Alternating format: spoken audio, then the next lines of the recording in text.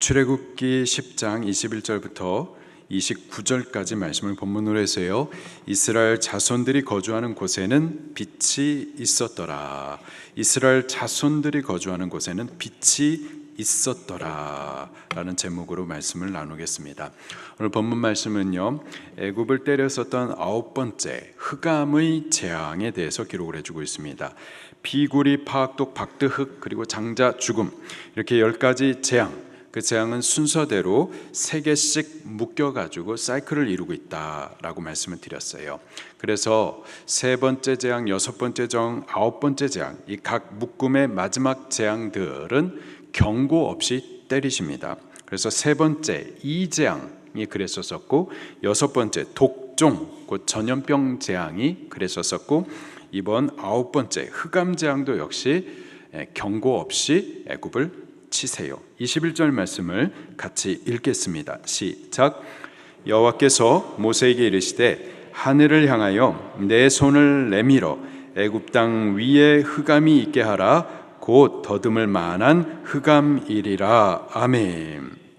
흑암이 있게 하라. 빛을 거두시는 겁니다. 우리가 지금은 빛 가운데 거하죠. 은혜 가운데 살고 있지만 이 빛이 그냥 있는 것이 아니고요, 태양이 뜨고 달이 뜨고 이렇게 빛이 당연히 우리에게 비추는 것, 당연한 것이 아닙니다. 여호와 하나님께서 빛이 있으라 빛을 지으셨고 그 빛을 주관하시는 거죠. 그가 은혜로 우리에게 이 빛을 비추시는 거고요, 은혜로 어둠으로부터 우리를 보호하시고 지켜주시는 겁니다. 우리가 빛 가운데 사는 것, 또 누리고 있는 은혜들, 이거 우리가 당연한 것이다 라고 여기지만 사실은 절대 그렇지 않아요. 당연한 것은 하나도 없습니다. 저는 남녀가 이렇게 성인이 되면 당연히 결혼하는 것으로 그렇게 여겼었어요, 제가 어렸을 때. 그리고 또 결혼하면은 당연히 자녀들이 태어나고 자녀를 얻게 되는 줄로 알았었죠. 또 자녀들도 당연히 알아서 건강하게 잘 크는 것으로 알았었어요. 그러나 어느 것 하나도 당연한 것은 없습니다. 제가 이제 저 자신을 알기 때문에 인정하게 되는 거예요. 저는 진짜 결혼 못했겠다, 못했었을 뻔했다, 그런 생각을 많이 해요. 하나님의 은혜로 결혼도 할 수가 있었던 거고, 또 결혼하면은 자녀가 당연히 생기는 걸로 그렇게 여겼는데 그렇지 않습니다. 그렇게 사모하고 또 기도해도 하나님 안 주시면, 대문을 안 열어주시면 받지 못하는 거죠. 지금 우리에게 있는 자녀들, 하나님의 큰 은혜예요. 너무 귀한 선물인 거죠. 우리 존귀하게 여기면서 자녀 양육하는 것이 어렵죠. 어려워요.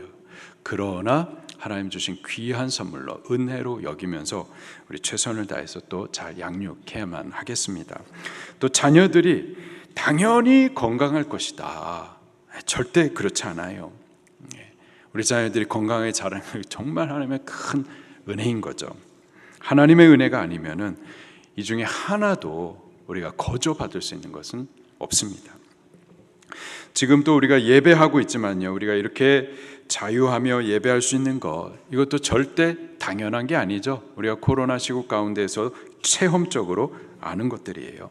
마스크 없이 마음껏 공기를 마시는 것, 또 어디든 자유하면서 돌아다닐 수 있는 것, 이거 절대 당연한 것들이 아니죠. 우리나라가 자유민주주의 대한민국인데요, 그냥 민주주의가 아니라 자유민주주의. 그래서 우리가 자유를 누리고 있는데 이 자유도 절대 당연한 게 아니에요. 정말 큰 은혜인 거죠.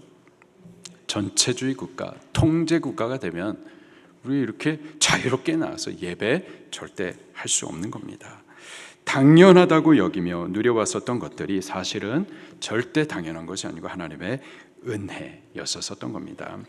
하나님께서 우리가 당연하다고 여겼었던 그 빛, 그거 제하여 버리시면 당장에 우리는 흑암에 잡히게 되는 거죠. 아무것도 볼 수 없게 되어지고 어디가 길인지 알 수 없게 되어지고 방황하게 되는 겁니다. 그가 은혜를 제하시면은요, 우리는 당장 하루도 살 수가 없는 거예요. 보호받지 못합니다. 사망에 갇히게 되는 거죠.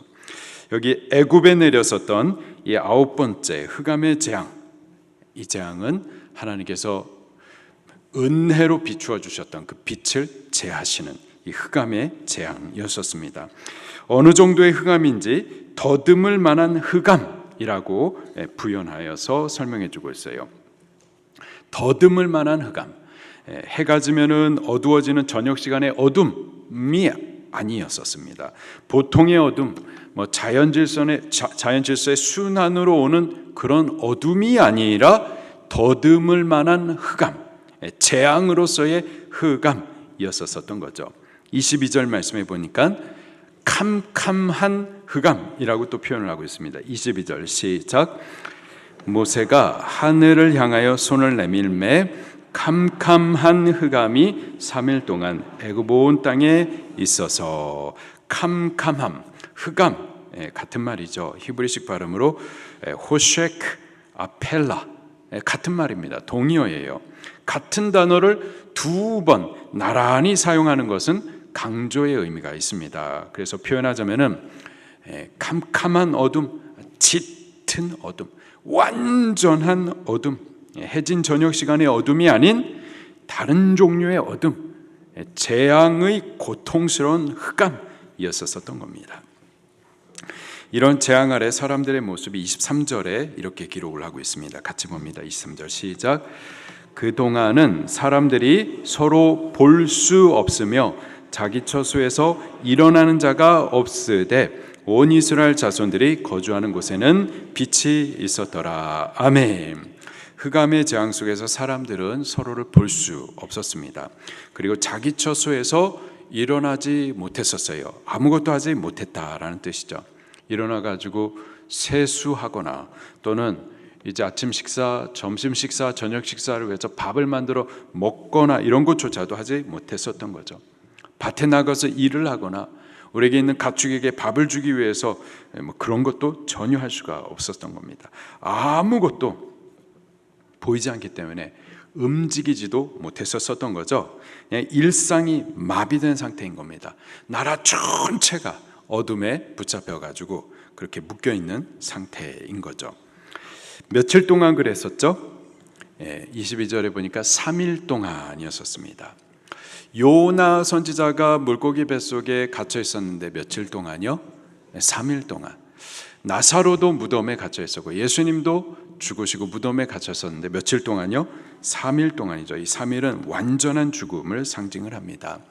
애굽은 지금 3일 동안 빛 없는 상태, 빛 없는 어둠, 그 죽음을 지금 맛보고 있는 거예요.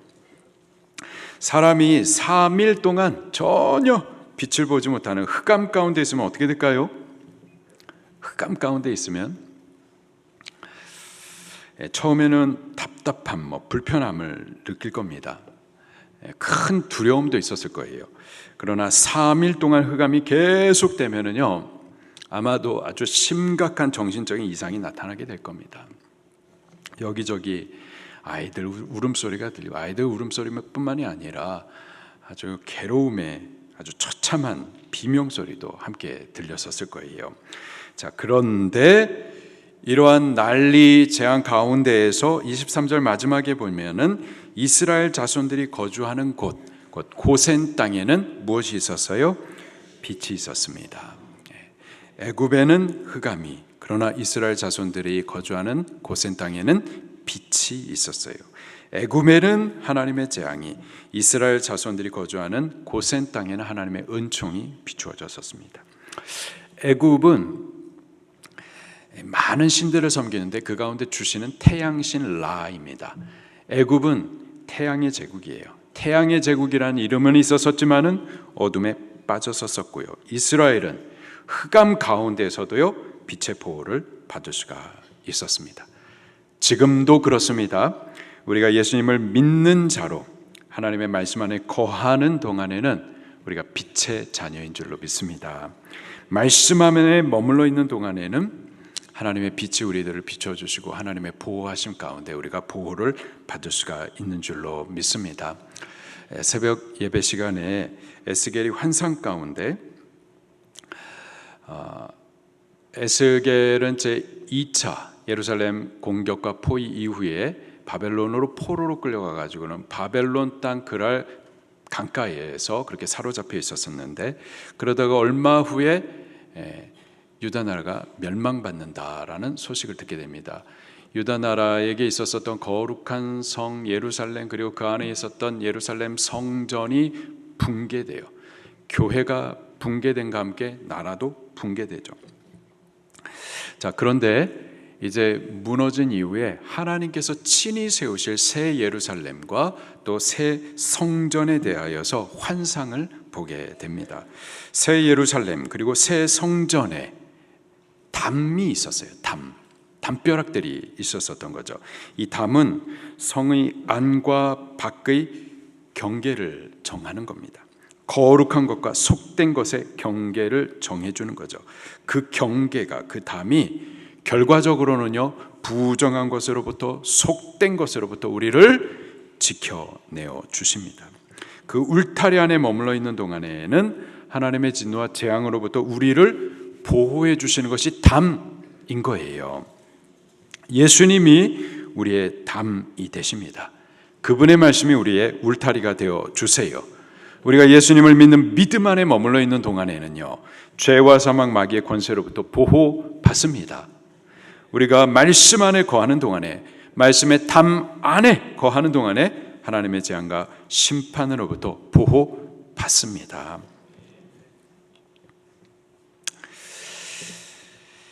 애굽에는 캄캄한 흑암이 있었어요. 재앙이 있었습니다. 그러나 이스라엘 백성들이 머무른 고센 땅 안에서는 빛이 있었어요. 하나님의 보호하심과 은총이 있었습니다. 애굽과 이스라엘 간에 이러한 분명한 대조가 있고 또 경계가 있음이, 애굽에 있었던 이 흑암이 단순히 자연현상, 우연히 벌어진 사건이 아니라 하나님으로부터 재앙이 라는 사실을 더욱 증거하는 거죠. 여기 애굽에 있었던 10가지 재앙들, 이것들은 다 애굽이 섬겼었던 신들과 관련이 있다라고 말씀을 드렸습니다. 9번째 이 흑암 재앙도 마찬가지예요. 흑암 재앙은 애굽이 섬겼었던 태양신 라를 치신 재앙입니다. 태양신 라, 애굽이 섬기는 많은 신들 가운데 주신이에요. 최고의 신이 바로 태양신 라입니다. 10가지 재앙을 통해서 하나님께서는 계속해서 애굽의 신들을 쳐 오셨었는데, 이제 마지막에 애굽의 주신, 애굽의 최고신 이 태양신 라를 치십니다. 지금 하나님께서 재앙으로 애굽의 신들을 치셨다 해가지고 애굽의 그 신들이 실질적으로 존재했다, 이런 말은 절대 아니에요.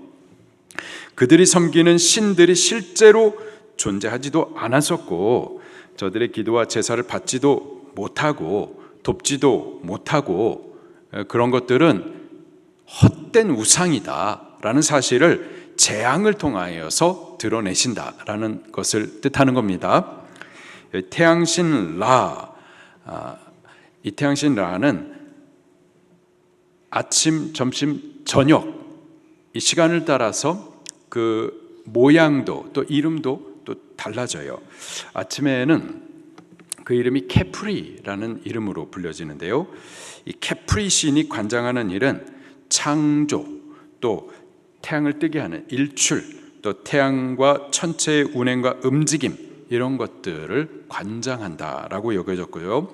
그리고 낮 시간에 되면은 이 케프리라는 이름이 또 라, 태양신 라의 이름으로 또 불려지게 됩니다. 이놈은 생명과 죽음, 부활과 환생, 빛, 따뜻함, 농작물을 생기게도 하고 자라게도 하고, 그리고 모든 존재의 아버지, 그리고 하늘의 통치자, 또 세상을 지키는 수호자로 여겨졌었어요. 그리고 저녁이 되면은 아툼이라는 이름으로 또 불리는데, 저녁으로 끝나는 것이 아니라 재생산, 재생을 관장하는 신으로 그렇게 여겨져 가지고 섬겨졌었습니다. 그렇게 애굽은 태양신 라를 애굽의 최고 신으로 높였었고, 이 애굽신을 어떻게 섬겼냐면은 애굽의 궁중에서 매일 아침 떠오르는 태양을 향하여서 북도 치고 장구도 치고 노래를 하면서 제사를 올려드렸었습니다. 그렇게 라를 전능의 신으로 높이면서 하루를 시작하는 그 아침에 그렇게 복을 내려주시기를 기원했었던 거죠. 자, 그런데 하나님께서는요 3일 동안 흑암의 재앙으로 애굽이 섬기는 의지하는 이 태양의 신 라를 치심으로 이런 것들이 다 헛된 우상이며 오직 여호와 하나님만이 빛과 어둠, 삶과 죽음, 복과 저주를 주관하시는 분이시고 그분만이 나라들을 통치하시고 인생도 통치하시고 또 인생의 생사화복을 주관하시고 또 자연 질서까지 태양과 달 이런 것들이 뜨고 지는 것까지도 주관하시는 하나님이심을 이 재앙을 통하여서 스스로를 증명해 보여주시는 겁니다. 지금도 그렇습니다. 우리가 태양을 향해서 아무리 기도해도 소용없고요, 달림 앞에 정화수 떠놓고 비나이다 아무리 정성을 들여도 다 소용없는 일들이고, 우리 기도를 들으시고 또 응답하여 도우시고 또 저주와 사망에서 건지시고 생명과 복을 주실 수 있는 분은 오직 한 분, 여호와 하나님이십니다. 그분이 빛을 창조하셨고 또 그분이 태양과 달도 만드셨습니다. 태양으로 낮을 주관하게도 하시고 또 달에게 밤을 주관하게도 하셨습니다. 하나님께서 명령하셨기 때문에 빛이 있었고, 그가 또 명령하셨기 때문에 태양이 낮을 주관하고 또 달이 밤을 밝히고 있는 거죠. 그리고 그가 우리를 지으셨고 우리의 삶도 주관하시고 섭리하시고 생명과 사망, 복과 저주를 주관하시고 또 그분만이 자연도 주관하시는 것을 믿으시기를 바랍니다. 때문에 우리는요 여호와 하나님만 유일하시고 살아계신 참 하나님이심을 인정하고 그분만 높여 예배하고 그분을 겸손히 의지해야만 할 줄로 믿습니다. 바로가 경고 없이 들이닥친 이 흑암 재앙으로 인하여서요 많이 놀랐고 또 두렵고 고통스러워하여서 모세를 급하게 불러 저들이 원하는 대로 여호와를 섬겨 예배하도록 합니다. 24절 말씀을 같이 읽겠습니다. 시작. 바로가 모세를 불러 이르되 너희는 가서 여호와를 섬기되 너희의 양과 소는 머물러 두고 너희 어린 것들은 너희와 함께 갈지어다.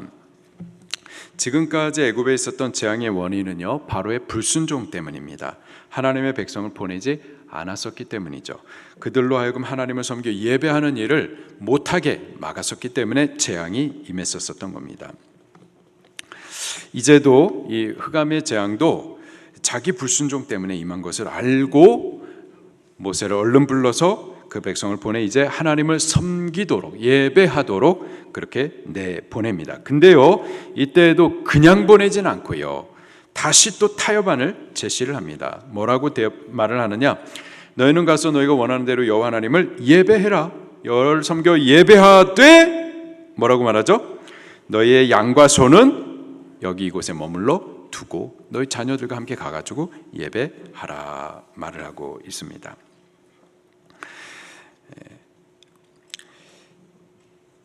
이스라엘 백성들의 양과 소는 저들에게 있는 큰 재산이죠. 재산인 것뿐만이 아니라 여호와 하나님을 섬기는 재물이기도 한 겁니다. 근데 그것을 놓고서 가서 여호와를 섬겨라. 그것은 옳지 못한 마귀의 제안이었었던 거고 그것은 하나님 받으실 수 없는 예배였었던 거죠. 모세가 분명하게 말해주고 있습니다. 25절 말씀 26절까지 시작. 이르되 왕이라도 우리 하나님 여호와께 드릴 제사와 번제물을 우리에게 주어야 하겠고 우리의 가축도 우리와 함께 가고 한 마리도 남길 수 없으니 이는 우리가 그 중에서 가져다가 우리 하나님 여호와를 섬길 것이며 또 우리가 거기에 이르기까지 어떤 것으로 여호와를 섬길는지 알지 못함이니이다 하나. 이 바로의 제안에 대해서 모세는 그건 불가합니다라고 분명하게 말해주고 있어요. 그 이유가 이는 이 양과 소는 우리가 그 중에 가져다가 우리 하나님 여호와를 섬겨야 될 제물이라고 분명하게 말해주고 있는 거죠. 지금까지 바로는 이스라엘 백성들을 보내지 않고 자기의 종으로 붙잡아 두고 있습니다. 그들로 하여금 하나님을 섬겨 예배하는 일들을 계속해서 막아두고 있어요. 이로 인하여서 재앙이 애국과 바로를 쳤었고 이 재앙을 견디지 못하여서 어쩔 수 없이 예배하도록 허락을 해주는데 지금까지 계속해서 타협안을 제시해 왔었죠. 오늘 본문이 네 번째 타협안이었습니다. 첫 번째 타협은 어떤 내용이었었죠? 8장 25절 말씀을 같이 읽겠습니다. 시작. 바로가 모세와 아론을 불러 이르되 너희는 가서 이 땅에서 너희 하나님께 제사를 드리라. 하나님을 섬기되 그러나 애굽을 떠나지 말고 이 땅, 그 바로의 땅, 바로의 주권 아래에서 그렇게 하나님을 섬겨라. 하나님을 섬기되 그러나 기억해라, 내가 너의 왕이다 라는 거예요. 여전히 세상의 종노릇하면서 여전히 세상 사람으로 살면서 하나님을 섬기라라는 제안이었었죠. 이에 대해서 모세가 분명하게 그렇게 되면 불가하니다, 부당하니다 거절해요. 자, 그러자 두 번째 타협안을 제시하는데요. 8장 28절 말씀입니다. 시작. 바로가 이르되 내가 너희를 보내리니 너희가 너희 하나님 여호와께 광야에서 제사를 드릴 것이나 너무 멀리 가지는 말라. 그런즉 너희는 나를 위하여 간구하라. 두 번째 타협안은 그래 그러면 너희가 원하는 대로 애굽을 떠나서 하나님을 섬겨 예배하되 너무 멀리 가지는 말라. 예수님을 믿긴 믿되 적당히 믿으라라는 거죠. 예수님을 따르되 거리를 두고서 따르라. 교회를 섬기되 교회 에 너무 깊이 들어가지 말아라. 적당히 하라라는 거예요. 우리 하나님을 섬겨 예배하는 삶, 신앙의 삶, 적당히는 없습니다. 제대로 하셔야지 적당히 해서는 안 되는 거예요. 담이 분명히 쳐져야 돼요. 경계가 분명히 쳐져야 돼요. 내가 하나님의 백성이면 하나님의 백성인 거지. 이거 뭐 세상에 발 하나 두고 교회 발 하나 두고 하나님을 따르는데 적당히 거리를 두면서 주님을 따르는 거, 이거는 바라지 못합니다. 우리는 적당히 주님을 섬기는 것이 아니라 제대로 섬길 수 있기를 바랍니다. 무리로서 예수님을 따르다가 때가 되면 주님을 버리는 것이 아니라 참 제자로서 생명 걸고 주님을 따라가셔야만 하겠습니다. 성경의 모든 말씀은 제자들에게 주시는 약속이에요. 우리가 무리로서 주님을 따르는 동안에는 하나님의 약속의 말씀이 우리하고는 상관이 없는 겁니다. 우리 제자로서 예수님 따라갈 수 있기를 축원합니다. 이 일에 대해서도요, 모세가 분명하게 거절하죠. 그것은 불가하니다, 부당하니다. 우리는 하나님을 제대로 섬기겠다, 그렇게 말을 하죠. 자, 그러자 세 번째 타협안을 제시를 하는데요, 10장 10절 말씀을 같이 봉독합니다. 10장 10절 시작. 바로가 그들에게 이르되 내가 너희와 너희 어린 아이들을 보내면 여호와가 너희와 함께함과 같으니라. 보라, 그것이 너에게는 나쁜 것이니라. 11절 그렇게 하지 말고 너희 장정만 가서 여호와를 섬기라. 이것이 너희가 구하는 바니라. 이에 그들이 바로 앞에서 쫓겨나니라.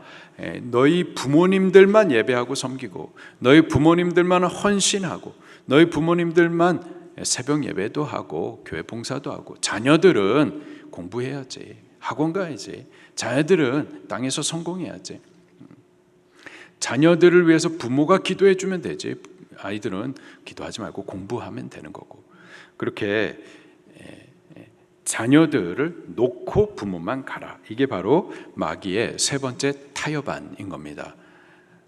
우리만 천국 가야 되나요? 아니죠. 우리 자녀들도 천국 가셔야만 합니다. 천국 가기 위해서는 천국 가는 바른 신앙을 우리도 해야 되고 우리 자녀도 해야만 하는 겁니다. 부모가 천국 간다고 해서 자녀들이 당연히 천국까지 따라가는 것이 아니고, 우리가 하나님을 믿고 섬기는 것처럼, 우리가 하나님을 제대로 섬겨 예배하는 것처럼 우리 자녀들도 제대로 하나님을 섬겨 예배하셔야만 하는 겁니다. 우리 자녀들도 같이 가셔야만 하는 거죠. 마지막 타협안은 오늘 본문에 나오는 이 9번째 재앙이 있었었는데요. 너희의 양과 소는 여기 머물러 두고 너희 자녀들하고 함께 가가지고 예배하라라는 거죠. 양과 소, 재산입니다. 물질의 부분에 있어서 놓고서 하나님을 섬기라는 거예요. 우리가 예수님을 섬기고 주님을 예배하고 하되 정신 똑바로 차려가지고 헌금하지 말아라. 목사한테 절대 속지 말아라. 정신 차려서 헌금 얘기하면은 교회 떠나라. 이렇게도 가르치기도 해요. 교회가 심지어 그렇게도 가르친다고요. 그러나 그것은 잘못된 겁니다. 그게 바로 바로가 했었던 말이고요, 사탄이 했었던 타협안인 겁니다. 사탄의 말인 거예요. 속아서는 안 되는 겁니다. 바로가 분명히 말하죠. 이는 이 양과 소는, 아니죠, 모세가 분명히 말하기를 이는 이 양과 소는 우리가 그 중에 가져다가 우리 하나님 여호와를 섬길 제물이라는 거예요. 하나님께서 우리가 이 땅에 사는 동안에 필요한 물질 채워주심을 믿습니다. 의복도 입혀주시는 줄로 믿습니다.